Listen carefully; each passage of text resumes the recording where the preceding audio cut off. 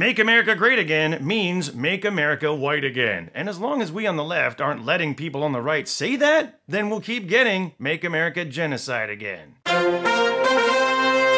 Hey America, Europe here. Wow, looks like you're trying out that old fascism thing. Yeah, just so you know, in our experience, it doesn't end well. But good news! You know how we in Europe like to make everything way too complicated? Turns out that way of thinking might be the key to helping you guys feel a lot better about what's going on right now. If you heard that audio tape of immigrant children wailing in terror being separated from their parents, you've probably had two reactions. One, this is not the America I know. And two, Trump supporters who are okay with this, what are you thinking? Good news, you've just answered your own question. Apparently Trump supporters are also thinking, this is not the country I know, or more specifically, I don't recognize my own country anymore. What they mean is there's a provable trend going on in America right now, which we're not normally allowed to talk about because it's not politically correct.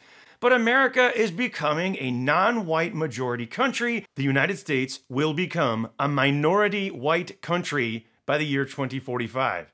For the first time in American history, babies of color are in the majority.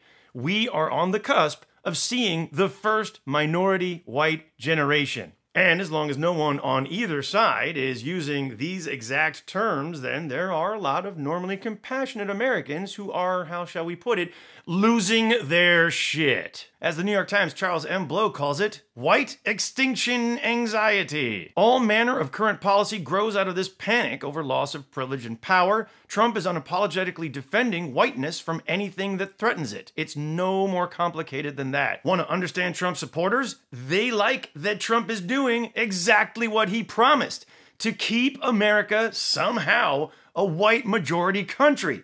Turns out his solution is taking people of color and locking them in private prisons. Personally, I'm not okay with that. But that's because I grew up in a multi-ethnic society, and I live in one right now. So maybe I'm immune to this feeling that my tribe is dying out.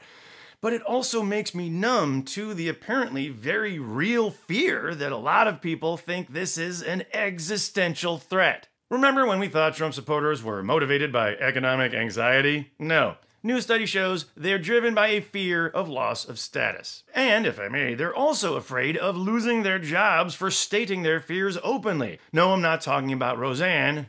That was pretty racist. But I am talking about Pat Buchanan, who wrote in his book, Suicide of a Superpower, which got him fired from MSNBC because of its racist overtones, white America is an endangered species. White extinction anxiety. This key phrase was for me an aha moment. It was like in that old science fiction movie where the guy puts on the alien glasses and all of a sudden he can see what all the signs are really saying. So, when they say, respect the flag, what they mean is white extinction anxiety. When they say, get armed for life or death battle with liberals, what they mean is white extinction anxiety. When they say, give migrant cases priority over drugs, what they mean is, yeah, we're gonna need a lot of drugs for what's coming up. Well, that was it for part one. Pretty dark, but it gets a lot more uplifting in part two, coming up next. Newsroom, it's a newsroom. Listen to the sound of the newsroom. Anything can happen in a newsroom.